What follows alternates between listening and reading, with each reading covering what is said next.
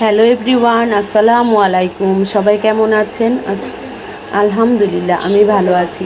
আজকে আবার একটি বড় ভিডিও নিয়ে চলে আসলাম আপনাদের মাঝে।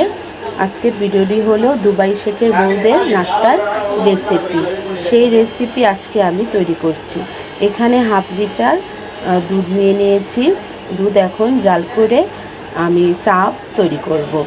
আমি এখানে পানি ইউজ করিনি, সম্পূর্ণ দুধ বসিয়ে দিলাম চুলায়। এখন বলক চলে আসা পর্যন্ত ওয়েট করি। আর এখানে একটি প্যান বসিয়ে দিয়েছি, এর মধ্যে আর কি পাউরুটিগুলো ছেঁকে নেব। আর এখানে দিয়ে দিলাম 2টা এলাচ আর পরিমাণ মতো চিনি দিয়ে দিলাম 3 চামচের মতো। দিয়ে এখন দুধটা জাল করে নেব ঘন করে। আর এখানে পাউরুটির পিসগুলো নিয়ে নিয়েছি।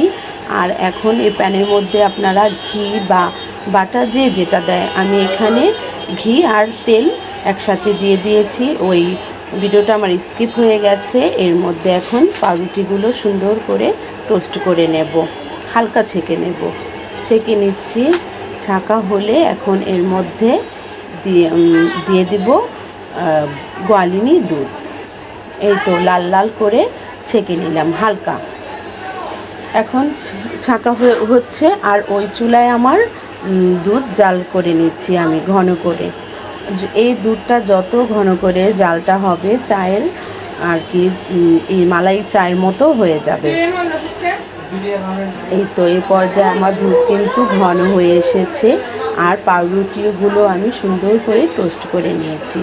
আর এখন আরও স্বাদ বাড়াতে আমি দিয়ে দিলাম এখানে 2-3 চামচের মতো গোয়ালিনী দুধ। এই দুধটা দেওয়াতে কিন্তু দুধের ঘনত্বটা আরও বেড়ে যাবে আর মালাই একটা ফ্লেভার আসবে।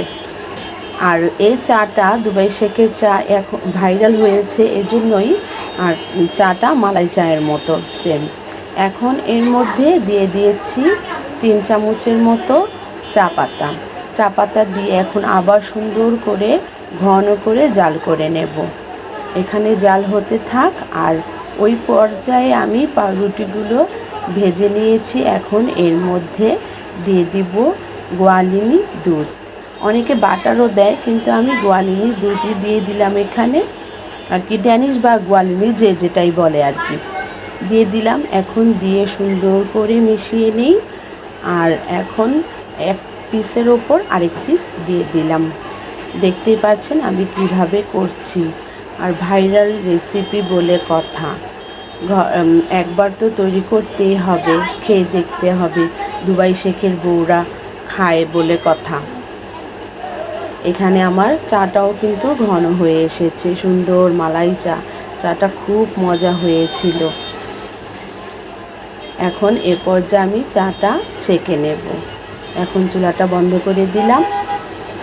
এখন চাটা ছেঁকে নিচ্ছি। দেখতেই পাচ্ছেন কত সুন্দর মালাই চা হয়েছে। এখন চাটা ছেঁকে নিয়ে এ পর্যায়ে আমি দিয়ে দিব পাউরুটির ওপরে। এই তো চাটা ঢেলে নিয়েছি। আমার হাজবেন্ড তো চা দেখে পুরো ফিদা হয়ে গেছে, এত সুন্দর কালার এসেছে। আগে দাও, আমি একটু খেয়ে নিই। আমি বলি পরে খাও, আগে দুবাই শেখের বউদের নাস্তা আজকে খাওয়াবো আমি আমার হাজবেন্ডকে। আমি দুবাই শেখের বউ না হতে পারি তো কি হয়েছে, বাংলাদেশি শেখের বউ। আমার হাজবেন্ডের বংশ কিন্তু শেখ বংশ, তার মানে আমি শেখের বউই তো হলাম, তাই না? বাংলাদেশি শেখের বউ। কি বলেন? কমেন্ট করে জানাবেন। এখানে এখন হাজবেন্ডকে দিয়ে দিলাম। এখন হাজবেন্ড মজা করে খাচ্ছে, খেয়ে আপনাদের রিভিউ দেবে কেমন হয়েছে। এই তো হাজবেন্ড এখন নিয়ে নিল। হাজবেন্ড তো পুরো খুশি, না খেয়েই খুশি। খেয়ে তো এখন বলছে ওয়াও, অনেক মজা হয়েছে, তুমিও খাও, একটু খেয়ে দেখো কেমন হয়েছে। আমিও একটু খেয়ে নিলাম। না, খারাপ না, অনেক মজাই হয়েছে। দুবাই শেখের বউরা কি আর খারাপ খায়? ওই রকম খাবার তো মজা হবেই, তাই না? কিন্তু দেখুন কালারটা কিন্তু অনেক সুন্দর লাগছে, খেতেও অনেক মজা হয়েছে। এই রেসিপিটা আপনারাও খেয়ে দেখবেন।